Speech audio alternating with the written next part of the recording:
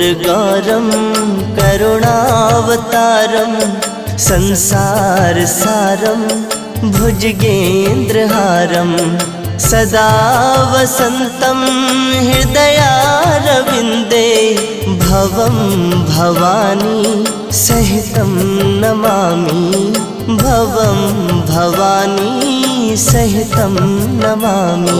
ॐ कर्पूरगौरं करुणावतारं संसारसारं